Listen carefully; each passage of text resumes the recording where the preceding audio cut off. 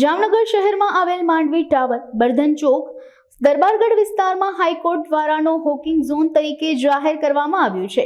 છતાં પણ તંત્ર દ્વારા આ હુકમની અમલવારી કરવામાં ન આવતા વેપારીઓમાં રોષ જોવા મળી રહ્યો છે.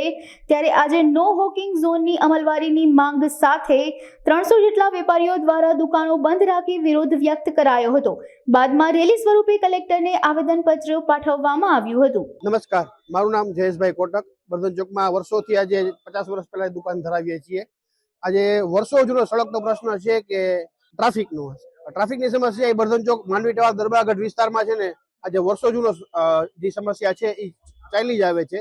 એ સમસ્યાના નિવારણના ભાગરૂપે નામદાર હાઈકોર્ટે વર્ષોથી એક ચુકાદો આપ્યો છે, ન્યાય આપ્યો છે કે આ વિસ્તારને નો વોકિંગ ઝોન તરીકે જાહેર કરેલો છે. તો પછી આ નામદાર હાઈકોર્ટના હુકમની અમલવારી શા માટે કરવામાં નથી આવતી અને કરવામાં આવે છે તો ખાલી ટૂંક સમય માટે જ કરવામાં આવે છે?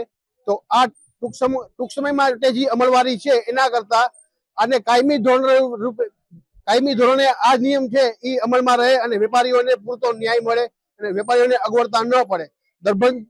બર્ધન ચોક વિસ્તાર, દરબારગઢ વિસ્તાર, ધોરમફળી, માંડવી ટાવર વિસ્તાર આખો વર્ષોથી જેને કહેવાય ને કે જામનગરનું જૂનામાં જૂનું અને સૌથી સારું બજાર રહ્યું છે.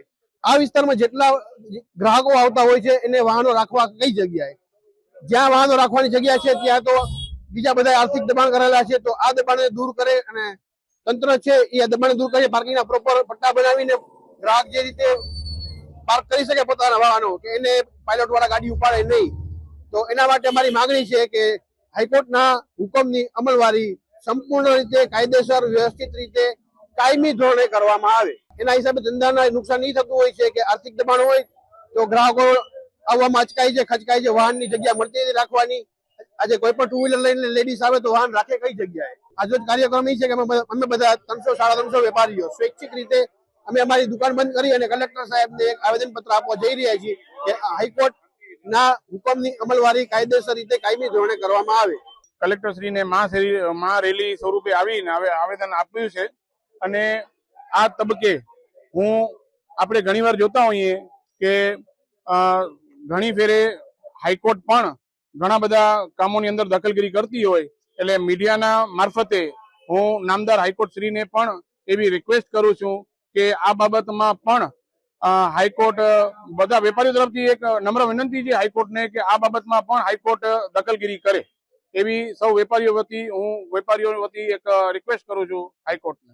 આજે જે બર્ધન ચોકના વેપારીઓએ આવેદનપત્ર આપ્યું છે આજે, અને એમના જે ઇસ્યુઝ છે ટ્રાફિકના અને જે એરિયાઓના, એ માટે રજૂઆત કરેલી છે.